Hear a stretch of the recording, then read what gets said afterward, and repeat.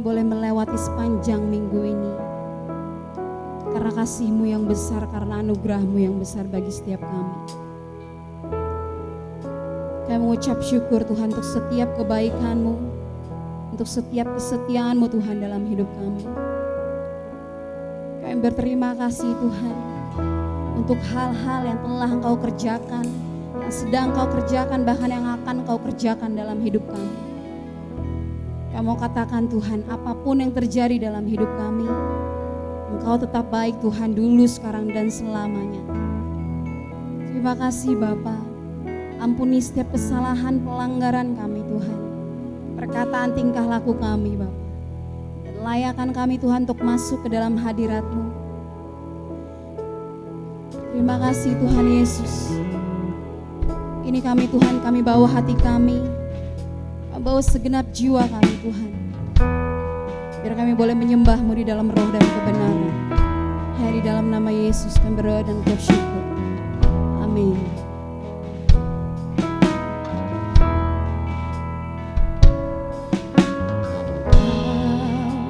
Pencipta hidupku, pelihara jiwaku,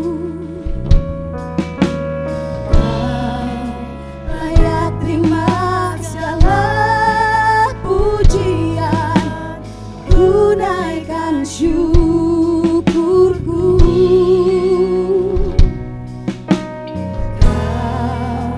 Pemilik hidupku,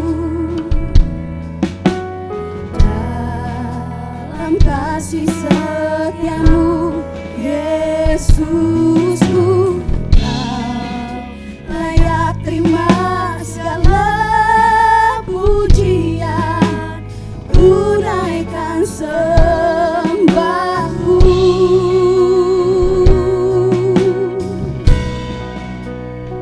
Segala pujian dan syukur bagi-Mu, Allah yang mulia, kuduslah nama-Mu. Kaulah yang awal, yang akhir dari segalanya. Yesus, Kaulah pujian bagiku. Mari katakan, Kau pencipta hidupku, Kau pencipta hidupku, pelihara jiwaku, pelihara jiwaku. Kau yang layak terima segala pujian, tunaikan syukurku. Oh, Kau pemilik hidup.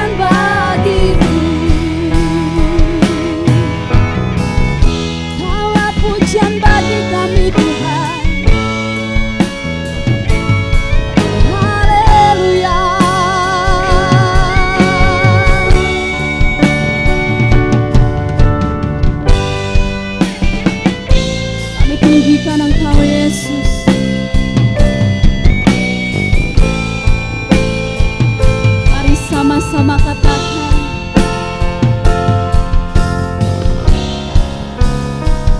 segala pujian dan syukur bagimu, Allah yang mulia, kuduslah namamu.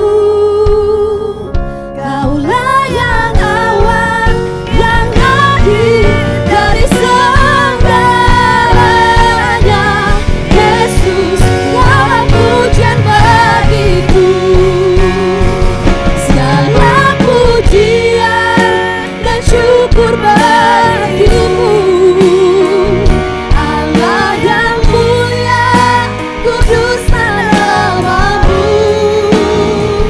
Kaulah yang awal, yang akhir dari segalanya. Yesus, Kaulah pujian bagiku. Segala pujian dan syukur bagimu, Allah yang mulia, kuduslah namamu. Yang awal, yang akhir dari segalanya. Yesus, Kaulah pujian bagiku. Kaulah yang awal, yang akhir dari segalanya. Yesus, Kaulah pujian bagiku. Kaulah yang awal, yang akhir dari segalanya. Yesus, Kaulah pujian bagiku. Kaulah pujian bagi kami Tuhan. Kaulah pujian. Iya karena boyasi. Iya karena boyasi. Iya karena boyasi. Iya karena boyasi. Mari naikkan ucapan syukur kita. Mari berikan penyembahan yang terbaik. Haleluya.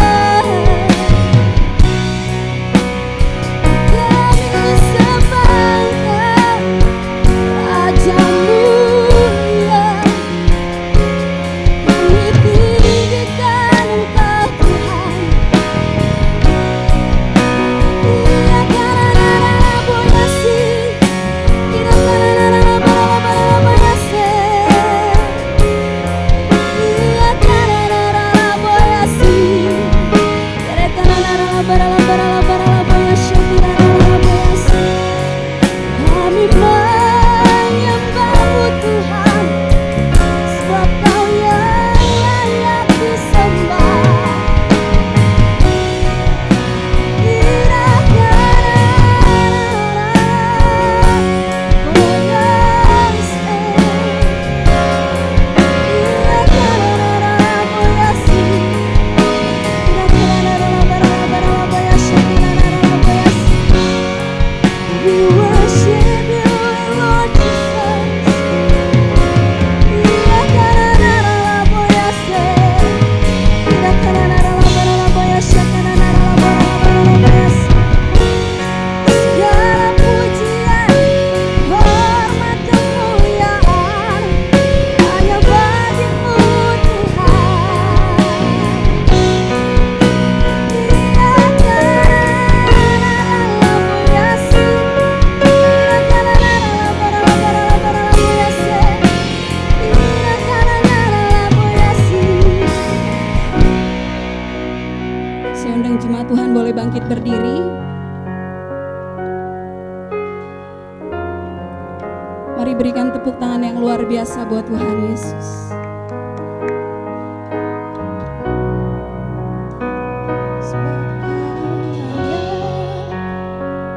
Terima pujian, sebab Kau layak. Terima pujian, sebab Kau layak. Ku agung Yesus, Raja di atas segala raja. Katakan sebab Kau layak. Terialah pujian, sebab Kau layak. Terima pujian, sebab Kau layak. Ku agungkan Yesus, Raja di atas segala, sebab Kau layak, Kau yang layak. Terima pujian, terima pujian, sebab Kau layak. Ku agungkan Yesus, Raja di atas segala raja. Sebab Kau layak, terima pujian, sebab Kau layak. Terima pujian, sebab Kau layak. Ku agungkan Yesus, Raja di atas segala raja. Mari lebih lagi, katakan sebab Kau layak, layak. Terima pujian, sebab Kau layak. Terima pujian, sebab Kau layak.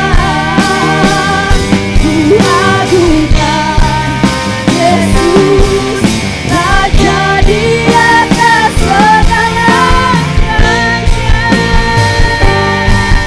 Raja di atas segala raja. Sekali lagi katakan Raja di atas segala raja.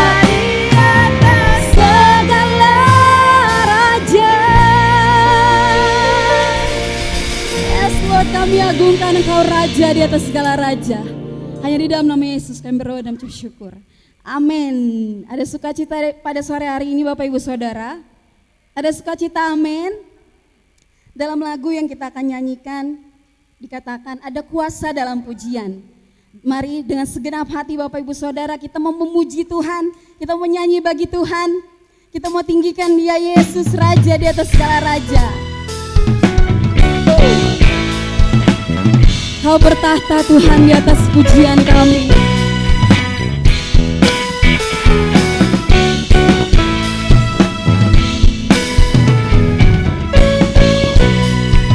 Tuhan Allah kita bertahta atas pujian umat-Nya. Tuhan Allah kita bertahta atas pujian umat-Nya. Bila Allah hadir di tengah kita, kuasanya mengalir dengan dahsyatnya. Katakan dengan iman Bapak Ibu, ada kuasa dalam pujian. Bernyanyilah segenap hati dan jiwa, sebab ada kuasa dalam pujian yang sanggup membungkam kekuatan lawan.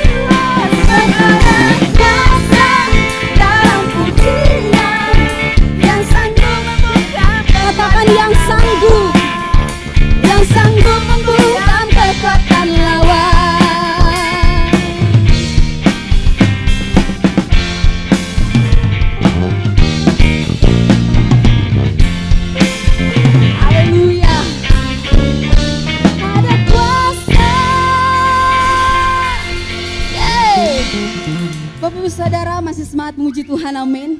Kita mau tinggikan lebih lagi Tuhan kita yang hebat. Mari lebih lagi berikan tepuk tangan sorak-sorai luar biasa buat Tuhan Yesus. Kami katakan Engkau hebat Tuhan.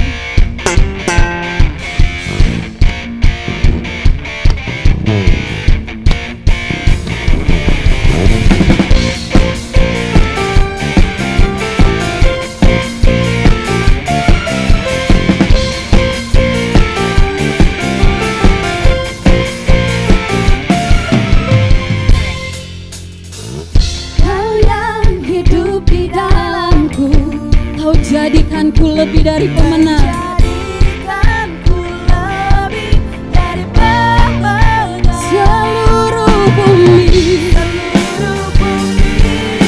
tinggikan namamu, menyatakan kebesaran dan keagunganmu. Yesus, Tuhanku pemenang, Raja segala raja. Perbuatanmu ajaib dan perkasa. Kaulah Tuhanku yang hebat. Kuasa iblis dikalahkan, surga bumi bersorak.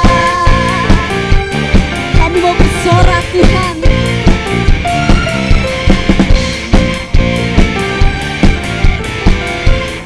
Mari katakan, hidup di dalamku, menjadikanku lebih dari pemenang. Seluruh bumi, tinggikan namamu, menyatakan kebesaran keagunganmu. Yesus, Tuhanku pemenang, Raja segala raja. Perbuatanmu ajaib dan perkasa. Kaulah Tuhanku yang hebat. Kuasa iblis dikalahkan, surga bumi bersorak.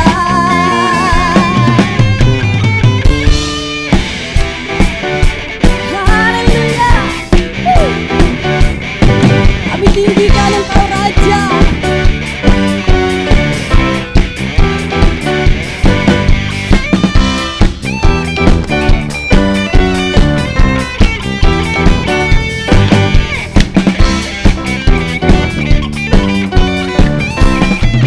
Mari sama-sama katakan, seluruh bumi, tinggikan namamu, menyatakan kebesaran dan keagunganmu. Yesus, Tuhanku pemenang, Raja segala raja. Perbuatanmu ajaib dan perkasa. Kaulah Tuhanku yang hebat. Kuasa iblis dikalahkan, surga bumi bersorak.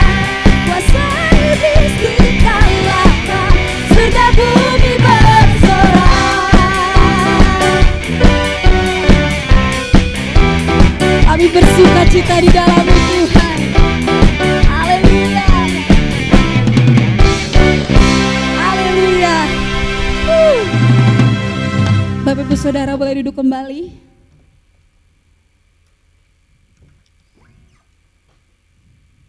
Terima kasih Tuhan.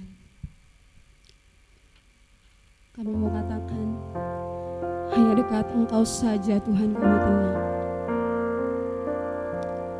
Dan bawa kami Tuhan, lebih lagi Bapa punya kerinduan bersekutu dengan Engkau. Terima kasih Tuhan.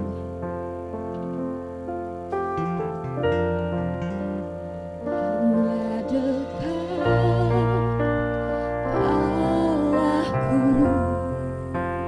rasa tenang hatiku. Kau sertai jalanku,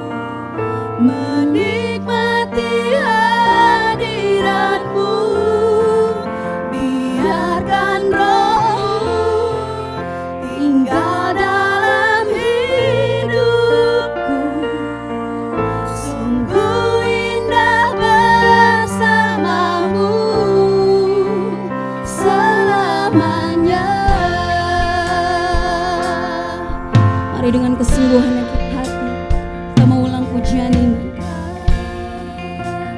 Allahku, rasa tenang hatiku, Kau sertai jalanku sepanjang hidupku. Hanya dekat padamu Tuhan, dekat padamu ada kekuatan baru. Kaulah perlindunganku, keselamatanku.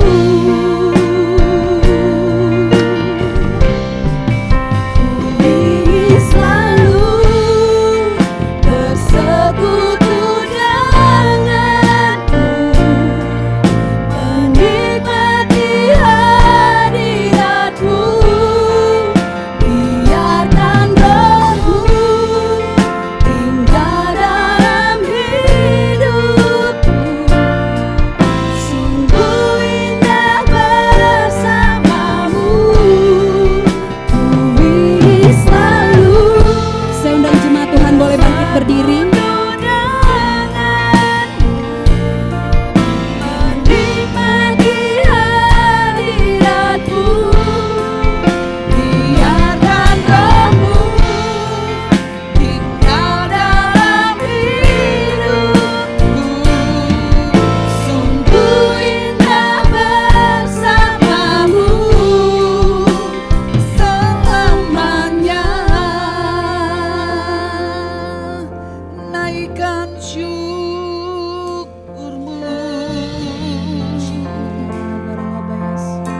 Kami katakan Engkau Allah yang besar. Kami memuji kebesaran-Mu. Haleluya.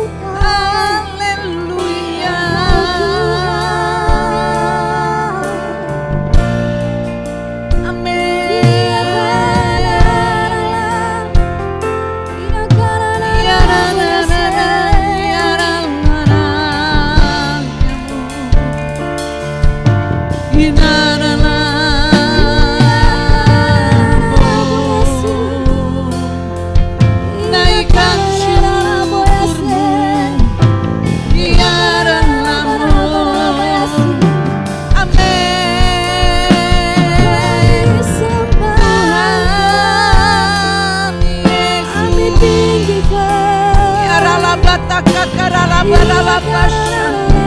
Amin.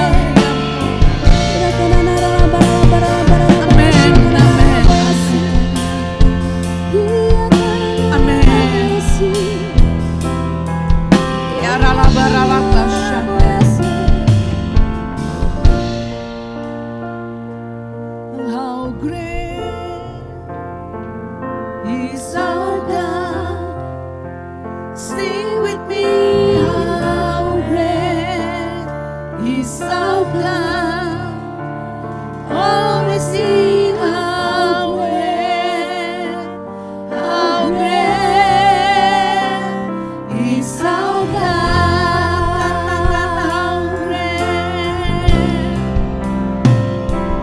How great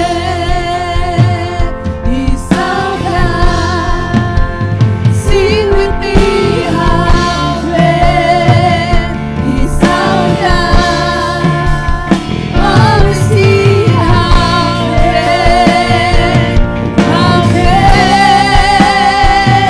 is our God.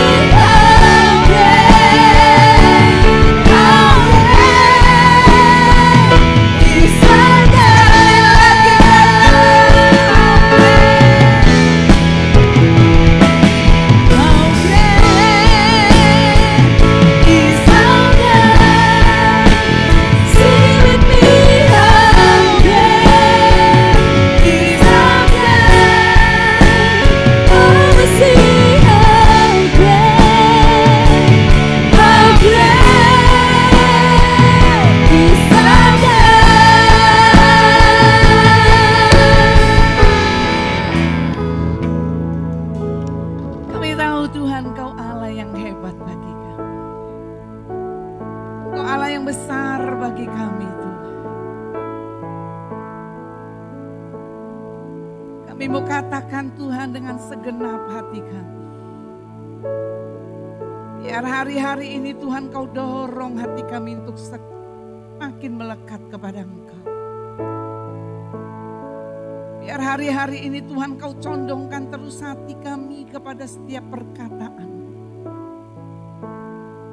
Biar mata kami tetap tertuju kepada Engkau Tuhan. Apapun yang terjadi dalam hidup kami Tuhan, kami percaya ada tangan-Mu dalam hidup kami. Terima kasih Bapa. Hanya dalam nama Yesus kami berdoa dan kami mengucap syukur. Sama-sama katakan amin. Tepuk tangan untuk Tuhan. Shalom. Kita bisa melihat saudara sekarang, kalau saudara melihat di YouTube sedang viral, bagaimana seorang artis suami istri, dia meninggal karena tabrakan tunggal saudara. Yang saya mau berbagi bagi saudara bukan soal ini artis yang meninggal, bukan. Tapi saya mau berbagi begini. Saya pernah berbicara kepada saudara. Saya katakan tentang kelahiran. Ya, kelahiran itu adalah ketetapan Tuhan. Artinya kita nggak bisa pilih kita mau lahir dari keluarga mana. Kita nggak bisa pilih saya mau dapat orang tua seperti apa. Kita nggak bisa pilih itu. Karena itu adalah ketetapan Tuhan. Kemudian kekekalan ya atau keabadian itu juga bukan karena ketetapan kita, tapi itu karena ketetapan Tuhan. Kapan kita selesai, kapan kita dipanggil pulang, itu adalah ketetapan Tuhan. Tetapi yang saya mau share, yang saya mau berbagi kepada saudara, kelahiran sampai dengan keabadian, ini ada satu perjalanan kehidupan itu yang harus kita jaga di dalam kehidupan kita. Kita harus jaga karena kita tahu kekristenan itu, saya mau katakan adalah satu perjalanan yang panjang saudara. Yang tidak berhenti cuma satu titik saja, tetapi itu terus berjalan sampai pada selesai di mana Tuhan memanggil saudara dan saya. Dan saya katakan, saya pernah berbagi kepada saudara, berbicara tentang maut, saudara. Waktu berbicara tentang maut, saya pernah mengalami yang namanya maut. Dan ketika maut itu datang dalam hidup kita secara pribadi, kita nggak punya kesempatan untuk ketika kita melakukan kesalahan, kita nggak bisa punya kesempatan untuk kita minta ampun. Ketika maut itu datang, secara tiba-tiba, itu kita nggak bisa ngomong apa-apa. Saya sudah pernah saksikan ketika satu kali, ketika saya dengan keluarga, dengan anak-anak rohani, ya saya enggak tahu Susan waktu itu ikut enggak. Kita jalan-jalan ke Pantai Marina, saudara. Waktu kita jalan-jalan ke Pantai Marina, kemudian mereka yang laki-laki semua berenang sudah sampai ke tengah. Tinggal kita yang perempuan-perempuan. Ya, kita yang perempuan-perempuan. Kemudian karena saya nggak bisa berenang, saudara. Kalau berenang itu tenggelam nggak bisa nimbul lagi, saudara ya. Jadi saya dikasih ban. Ban itu cukup untuk badan saya. Jadi kemudian kita nggak ke tengah, kita cuma di pinggir. Saya dengan beberapa cucu rohani. Kemudian kita berenang, kita main air, Tiba-tiba tanpa diduga, itu ada satu gelombang yang besar sekali saudara. Gelombang yang besar itu kemudian seret saya, seret cucu rohani saya, kemudian kepala saya ada di bawah, kemudian kaki saya sampai di atas, kemudian keseret langsung ke bawah ke tengah dan saya hilang. Ya, wah mereka teriak-teriak, saya nggak tahu waktu itu Susan ikut nggak, saya nggak ngerti, ikut ya nggak ya. Jadi mereka teriak-teriak karena udah nggak ada, nggak kelihatan.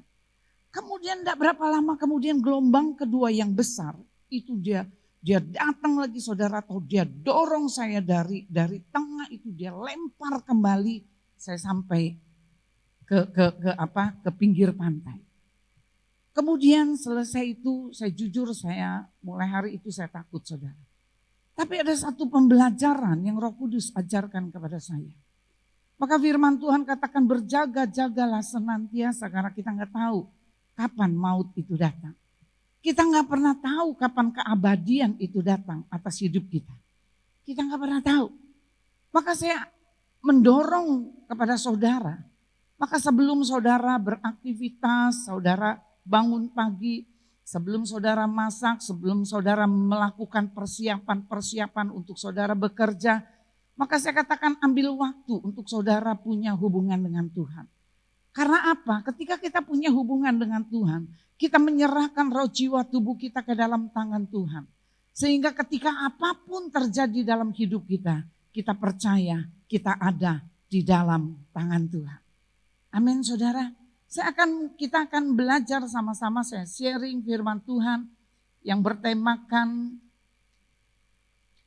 hari ini hidup dalam identitas Kristus. Yang diangkat dari Filipi yang pertama ayat 21 sampai ayat ke-24. Karena bagiku hidup adalah Kristus dan mati adalah keuntungan.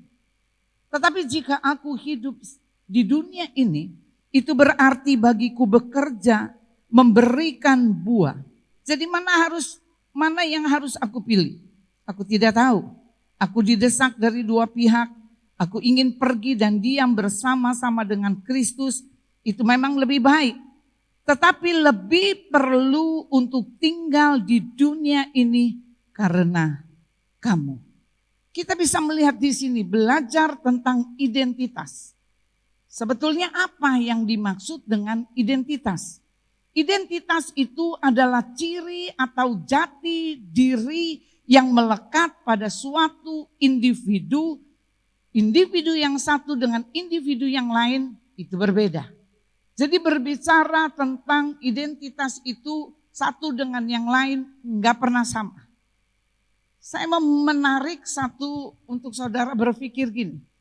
Ketika kita berbicara tentang Ibu Teresia, ya, waktu saya lemparkan siapa Ibu Teresia, kemudian saudara akan menangkap, saudara akan berkata gini, saya tahu ibu itu. Dia adalah orang yang memiliki kepedulian kepada orang-orang miskin. Jadi berbicara tentang Ibu Teresia, maka otak kita langsung berbicara bahwa ibu ini adalah seorang yang memperdulikan orang-orang miskin. Itu identitas dia, itu label dia.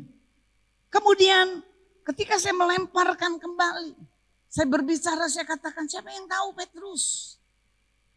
Saudara akan menangkap, kemudian saudara berkata, saya tahu siapa Petrus. Petrus orang yang memiliki temperamen yang tinggi. Ya, dia memiliki temperamen yang tinggi. Kemudian waktu saya melepaskan, saya katakan gini, siapa yang tahu Yudas Iskariot? Wah, sama-sama saudara bilang gini, itu pencuri yang mengambil, yang suka ngambil uang di dalam gereja. Itu Yudas Iskariot. Bahkan ketika kita bicara lagi siapa Yudas Iskariot? Yudas Iskariot itu yang menyalibkan Yesus. Itu adalah identitas. Maka Rasul Paulus dia berbicara, dikatakan di dalam Filipi pertama ayat 21 dia katakan, karena bagiku hidup adalah Kristus dan mati adalah keuntungan. Kita bisa melihat kenapa sampai Rasul Paulus dia katakan hidup adalah Kristus dan mati adalah keuntungan. Artinya apa? Rasul Paulus itu mau ngomong, dia mau katakan gini, identitas saya ini adalah Kristus. Dia mau katakan identitas saya ini adalah Kristus. Mati itu adalah keuntungan. Saya mau katakan kenapa Rasul Paulus sampai bisa berbicara pada titik ini saudara. Saya mau katakan itu ada satu perjalanan spiritual Rasul Paulus dengan Tuhan yang cukup panjang. Saya sudah terangkan beberapa kali, saya katakan siapa Rasul Paulus. Sebelum dia menjadi Paulus, dia adalah Saulus. Dia pembunuh orang-orang yang ada di jalan Tuhan. Tapi satu kali dituliskan di dalam Kisah Para Rasul. Ketika dia berjumpa dengan Yesus, kemudian dia katakan, Saulus, Saulus, kenapa engkau menganiaya aku? Dan pada saat itu dia mengalami perjumpaan dengan Tuhan. Waktu dia mengalami perjumpaan dengan Tuhan, Alkitab mencatat, dia katakan hatinya berkobar-kobar di dalam Tuhan. Hatinya berkobar-kobar untuk melayani Tuhan, saudara. Kemudian Alkitab mencatat, dikatakan di dalam Kisah Para Rasul 14. Di situ dia katakan dia mulai penginjilan, dia mulai memberitakan firman. Tetapi ketika dia memberitakan firman, ada orang-orang Yahudi, dia datang kemudian dia berkumpul. Kemudian orang-orang Yahudi ini mulai memprovokasi satu dengan yang lain.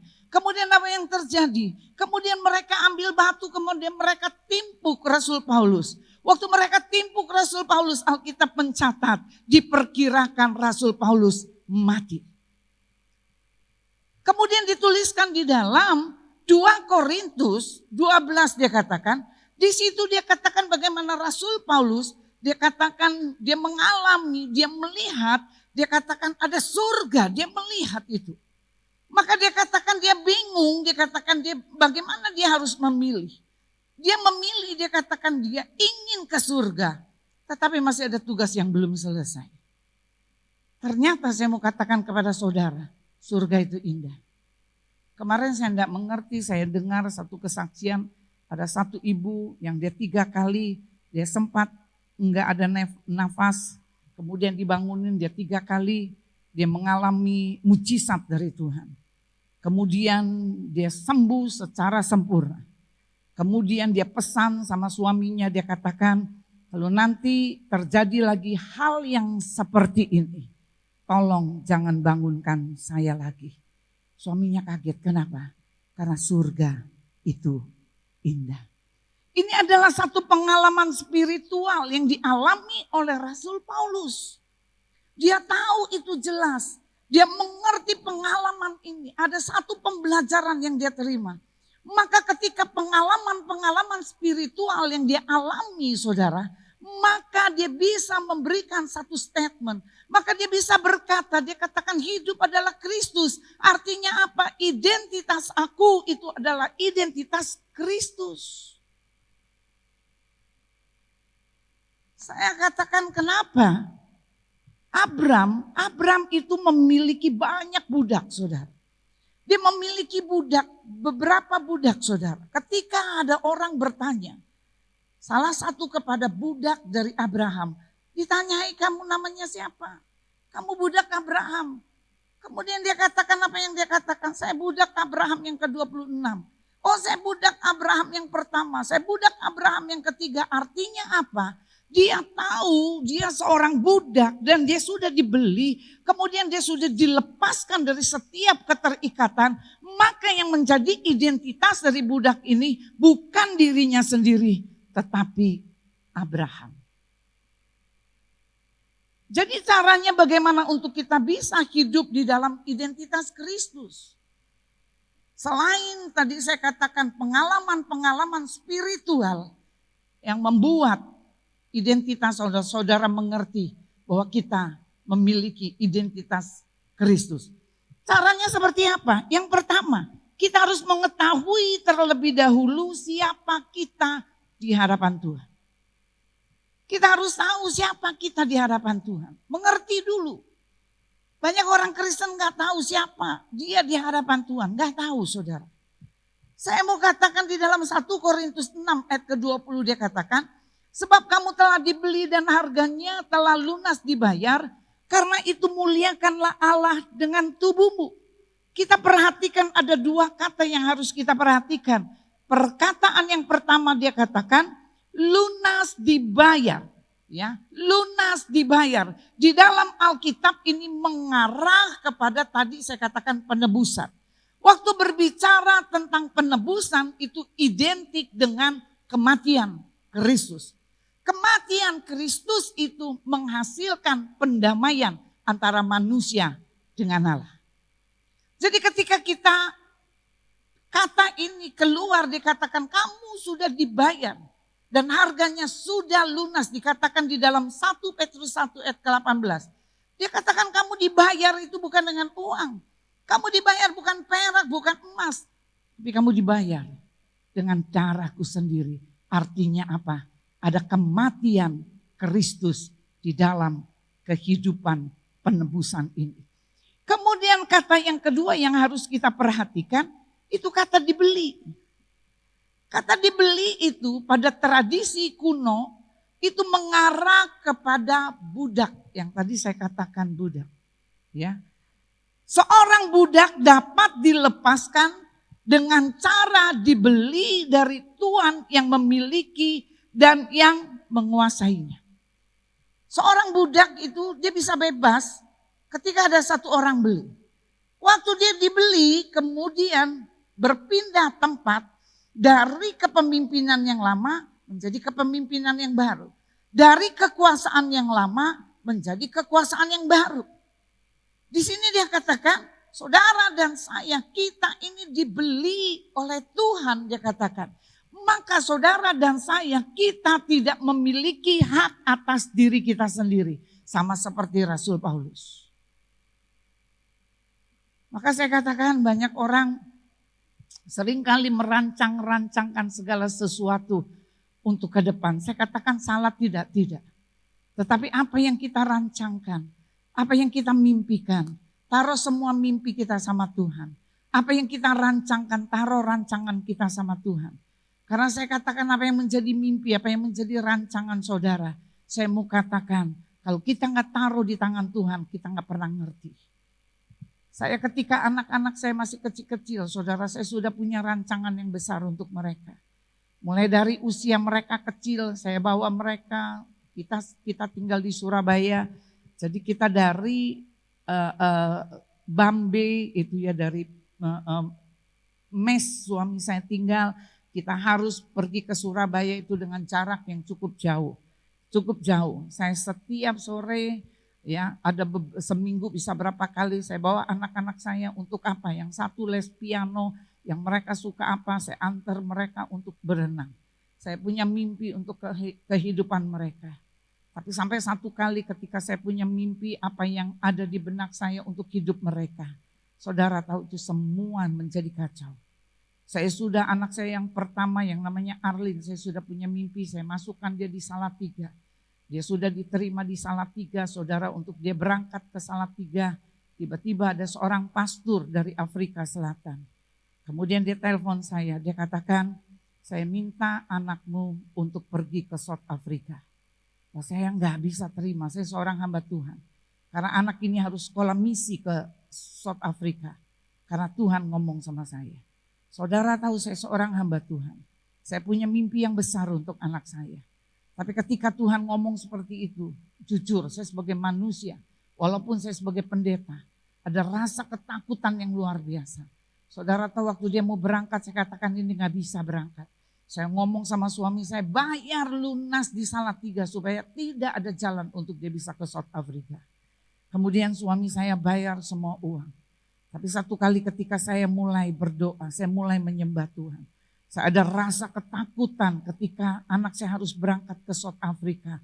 Karena yang ada di benak saya itu South Africa itu tempat yang sungguh mengerikan, saudara.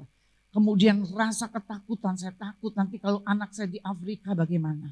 Kalau dia nggak ada di sana gimana, itu berkecamuk di otak saya, saudara. Sampai satu kali ketika saya berdoa, Tuhan ngomong sama saya. Kalau aku mau panggil, nggak usah di Afrika, di Lampung pun bisa aku ambil. Waktu saya dengar perkataan itu, yang saya lakukan, saya menangis.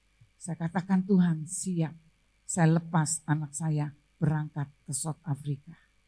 Kemudian dia berangkat ke South Africa. Kemudian saya memiliki 2 anak, masih ada 2 anak saudara. 2 anak ini, yang satu dia masuk ke Salatiga, kemudian yang satu yang masih SMA. Kemudian rasanya apa yang menjadi mimpi saya sudah siapkan untuk mereka, semua itu kacau. Anak saya ada di Lampung, saya ada di Surabaya. Kemudian semua anak saya semua sudah pindah ke Surabaya, saya kembali lagi ke Lampung untuk merintis pelayanan di tempat ini. Maka saya katakan kepada saudara, di sini saya katakan segala sesuatu apapun yang kita lakukan, kita mau serahkan itu ke dalam tangan Tuhan. Kita harus tahu bahwa masa depan kita, hidup kita itu ada di tangan Tuhan. Jadi kita harus mengerti siapa kita di hadapan Tuhan. kita di hadapan Tuhan ini adalah orang yang mengalami penebusan. Orang yang mengalami penebusan adalah orang yang tidak punya hak untuk dirinya sendiri. Tetapi Alkitab mencatat, dia katakan bahwa rancangan hidup saudara dan saya, dia katakan bukan rancangan kecelakaan, tetapi rancangan masa depan yang penuh dengan pengharapan, yang mengerti tepuk tangan untuk Tuhan. Jadi saya katakan kenapa kita harus takut? Bahwa rancangan masa depan mereka itu ada di tangan Tuhan. Tuhan tidak pernah merancangkan rancangan yang buruk bagi saudara. Bukan rancangan kecelakaan. Tetapi ada rancangan, dia katakan masa depan yang penuh dengan pengharapan. Di Surabaya saya melayani. Ketika saya selesai pelayanan, saya bertemu dengan satu anak muda. Satu anak muda Verlente, saudara. Ya, dia Verlente, kemudian dia ngobrol sama saya. Dia katakan, ibu, kenalkan, dia sebut, saya lupa namanya. Saya masih ingat dia punya muka, orangnya besar, tinggi, handsome, kemudian Verlente. Kemudian dia katakan, ibu, ketika saya masih muda, saya memiliki rasa ketakutan untuk masa depan saya. Tapi satu kali ketika saya bekerja, tiba-tiba ada satu pengusaha tajir di Surabaya. Kebetulan pengusaha tajir ini dia baru kehilangan anak laki-laki. Dan anak laki-lakinya handsome persis seperti dia. Kemudian pengusaha ini, orang kaya yang tajir ini, dia datang ketemu sama anak itu. Dia katakan, kamu mau aku angkat menjadi anak saya.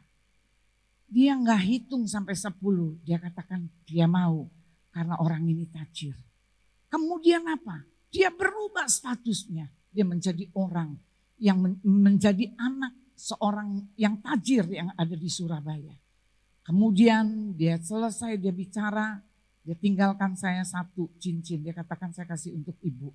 Dia kasih yang batu merah delima, dia katakan saya kasih ini untuk ibu. Saya mau katakan kepada saudara, rancangan Tuhan atas hidup saudara dan rancangan Tuhan atas hidup saudara saya katakan bukan rancangan kecelakaan. Harapan yang kita taruh kepada orang tua salah enggak salah. Harapan yang kita taruh kepada seseorang salah enggak salah. Tetapi amat lebih baik ketika harapan itu kita taruh kepada Tuhan. Tuhan bisa mengubah situasi apapun yang buruk menjadi baik. Yang mengerti katakan amin. Jadi kita gak perlu takut saudara. Firman Tuhan katakan di dalam 2 Korintus 5 ayat yang ke-17. Dia katakan apa? Kalau saudara dan saya sudah ditebus, kita ini adalah orang tebusan Allah. Maka dikatakan di dalam 2 Korintus 5 ayat ke-17. Dia katakan kamu adalah ciptaan yang baru. Yang lama sudah berlalu. Kita adalah ciptaan yang baru.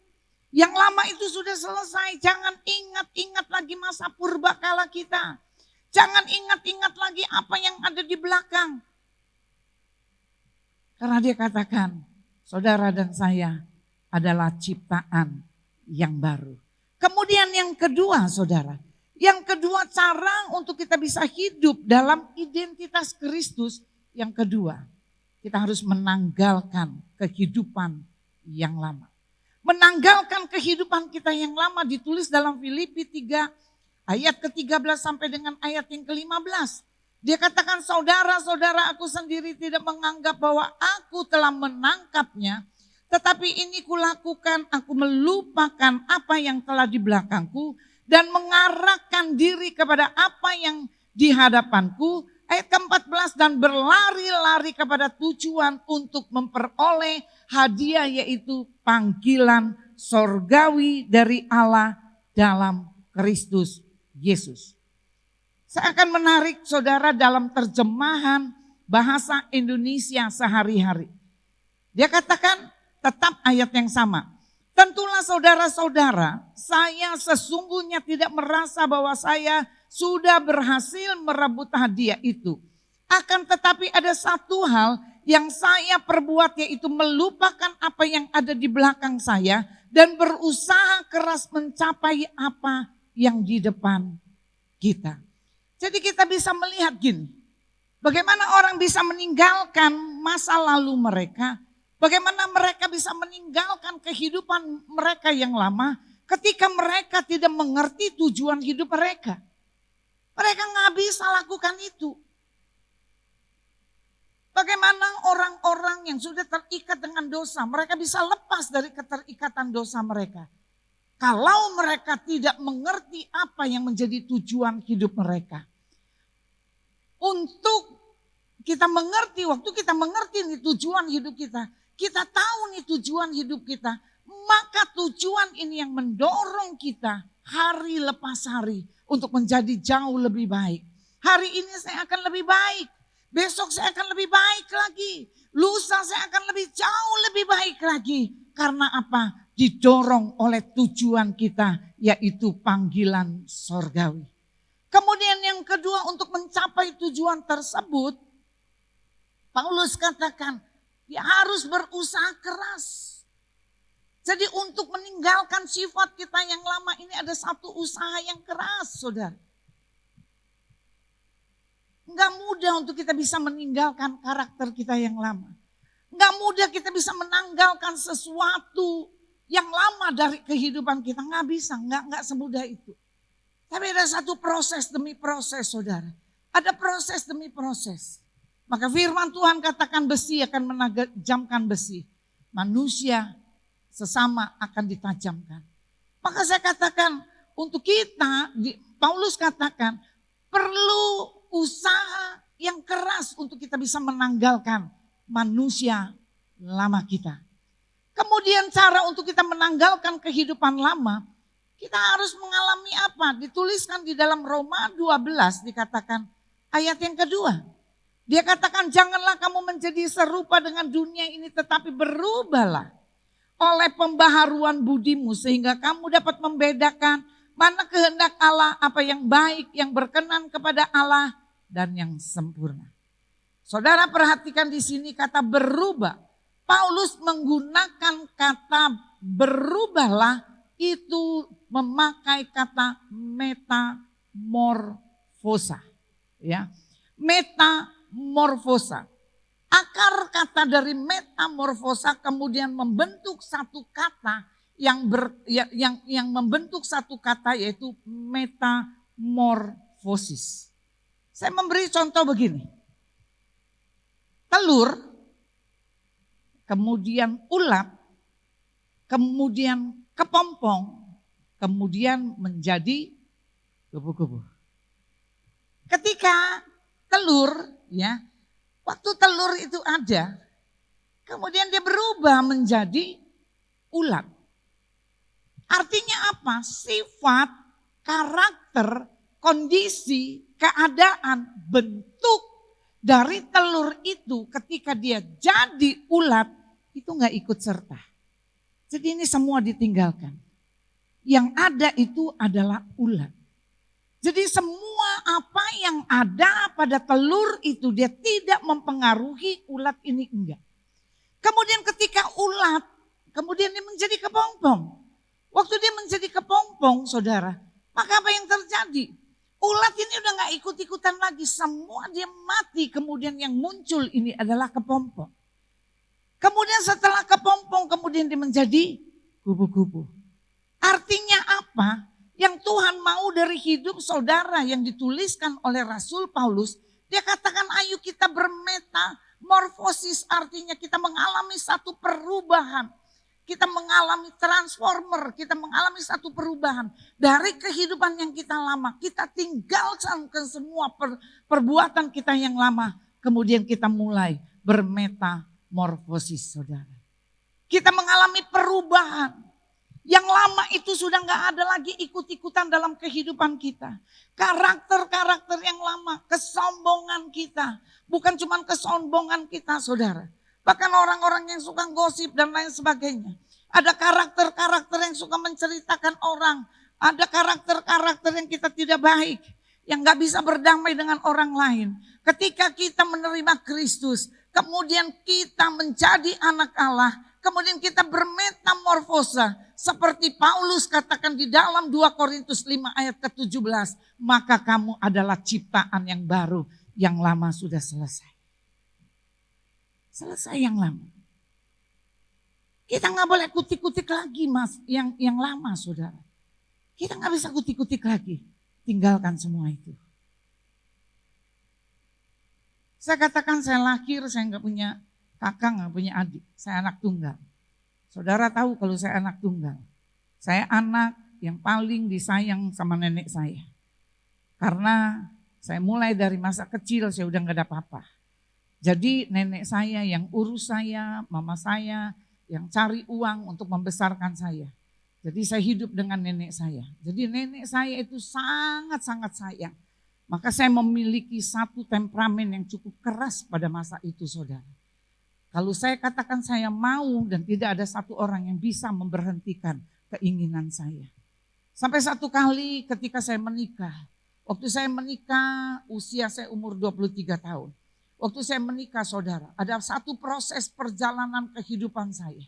Dan banyak hal, banyak pembelajaran yang saya terima dari pernikahan. Ketika waktu saya menikah saudara, saya sebagai anak muda pada saat itu usia 23 tahun. 23 tahun saudara saya mulai dari masa kecil sampai saya 23 tahun. Saya bukan cuman yang ada di rumah, saya ngongkang-ngongkang kaki, enggak. Tapi saya bekerja membantu orang tua saya. Karena orang tua saya bukan orang yang kaya. Tapi juga bukan orang yang miskin. Kami hidup dengan berkecukupan. Ya saya bekerja saudara. Saya bekerja, semua gaji saya semua saya kasih orang tua saya. Saya cuma pegang untuk transportasi. Dan saudara sampai usia 23 kemudian saya menikah. Waktu saya menikah saya mulai mengerti.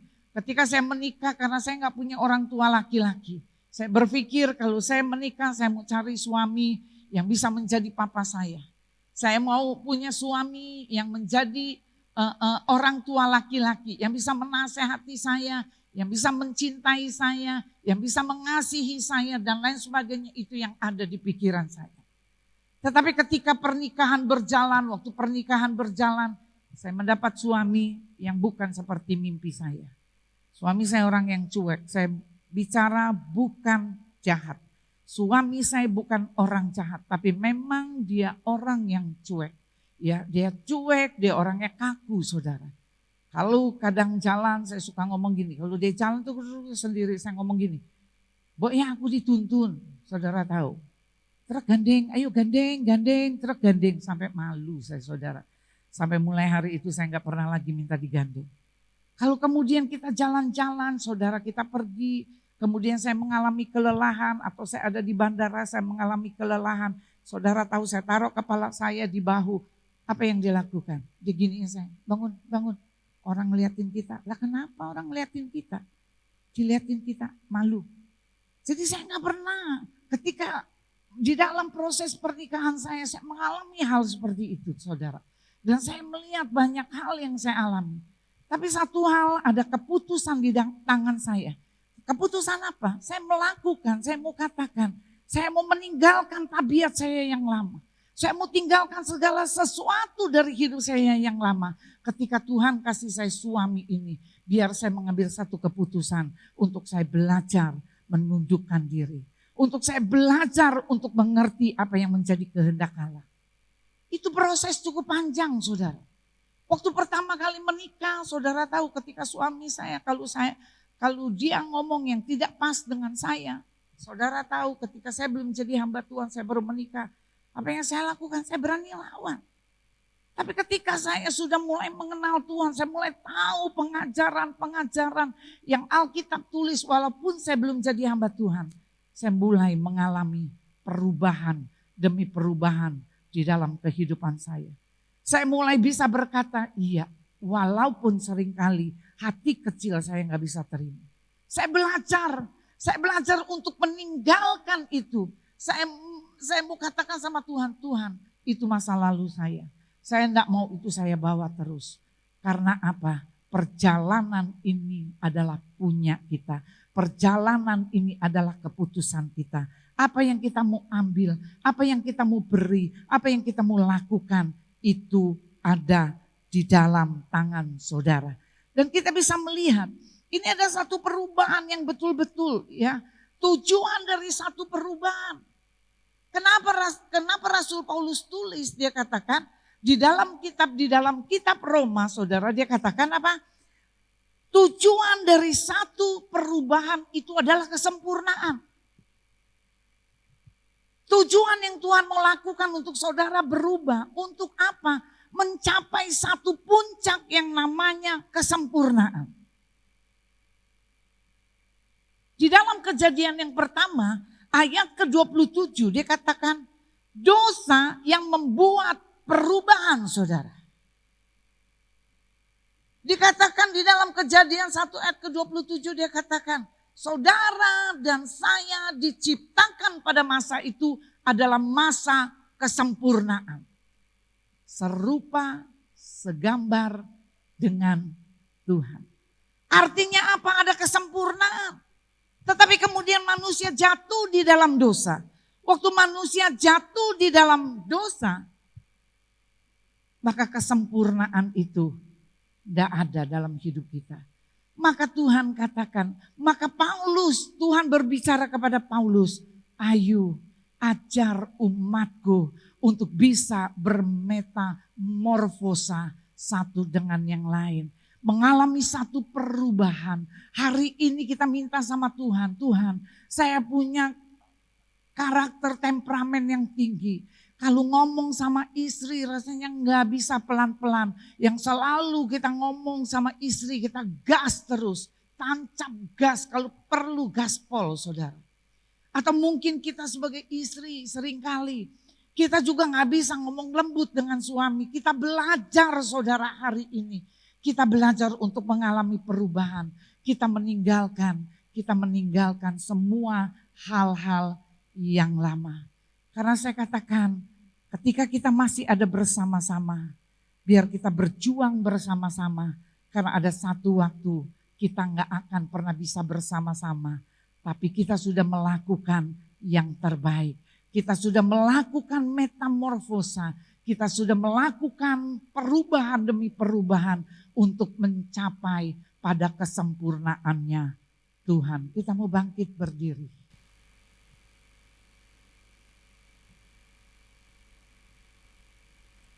Urabasyaka namataka karalabaya syanda. Buat kami mengerti Tuhan. Biar Yesus itu menjadi identitas kami.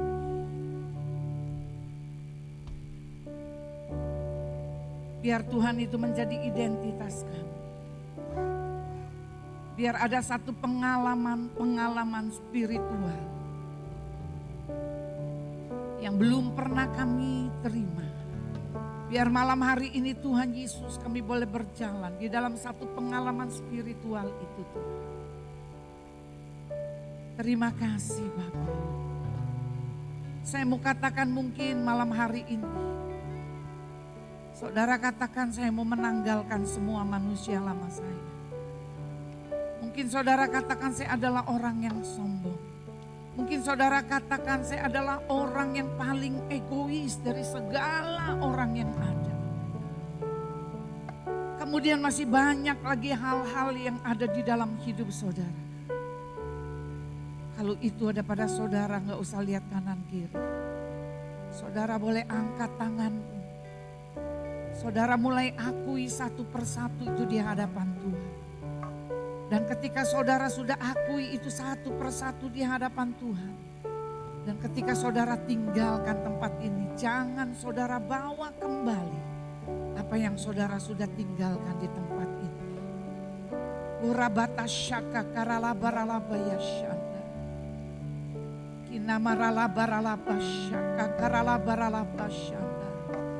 Makasih Tuhan. Takkan ku ragu Tuhan, janji-Mu yang menghidupkanku hanya padamu Tuhan. Ku berseru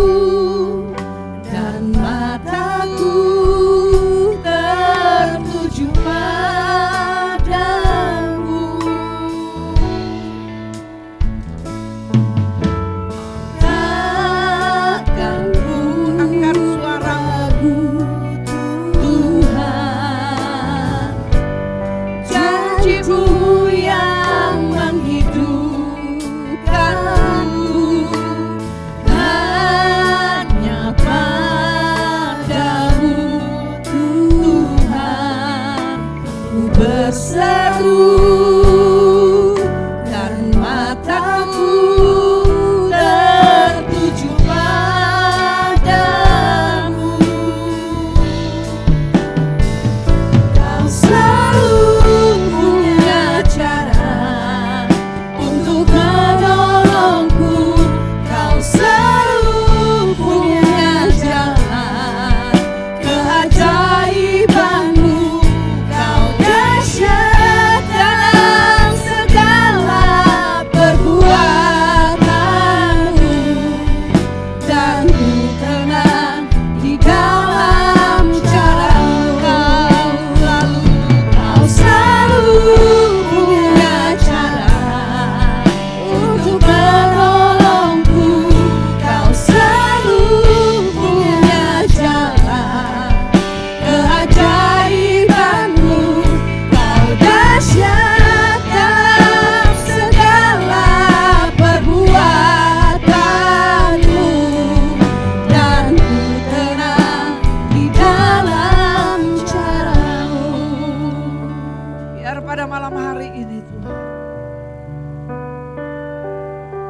biar namamu dipermuliakan dalam hidup kami.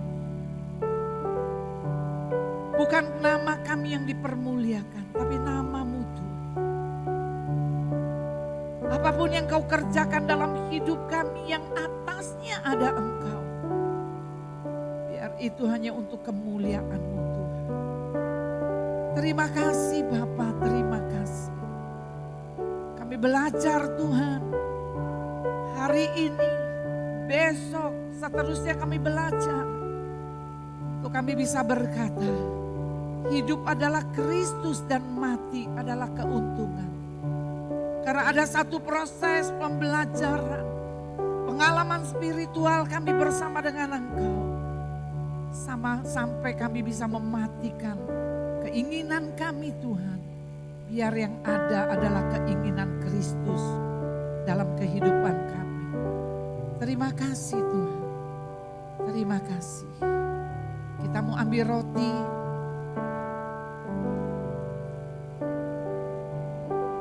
Kita mau masuk di dalam sakramen perjamuan kudus.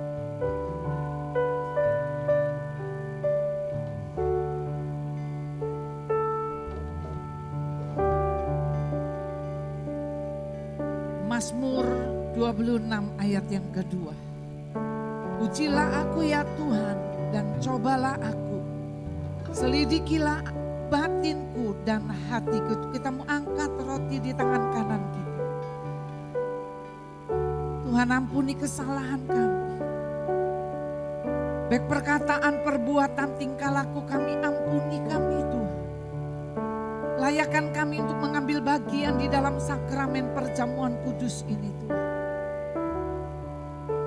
Dan ketika kami makan Tuhan, biar menjadi kekuatan bagi tubuh kami. Dan kami kembalikan untuk kemuliaan-Mu Tuhan. Sebab apa yang telah kuteruskan kepadamu telah aku terima dari Tuhan Yesus.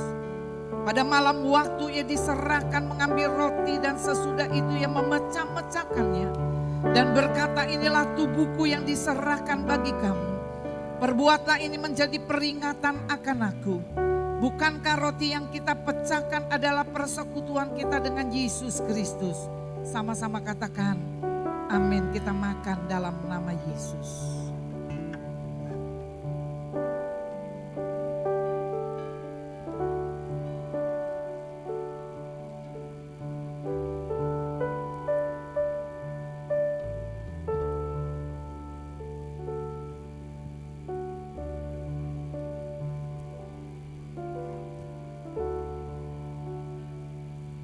Kita mau angkat anggur di tangan kanan kita.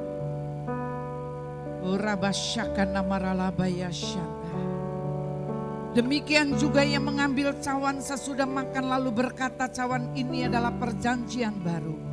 Yang dimateraikan oleh darahku, perbuatlah ini setiap kali kamu meminumnya menjadi peringatan akan aku.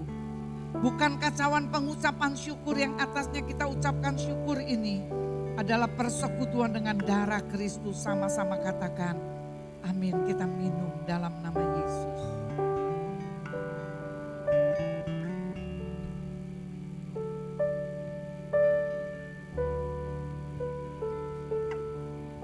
Kita naikkan pujian, menaikkan syukur-Mu. Katakan Kau baik,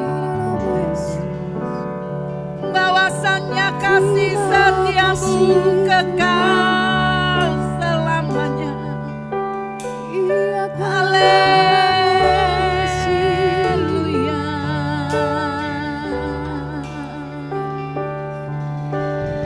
Semua baik, semua baik, apa yang telah Kau perbuat di dalam hidupku.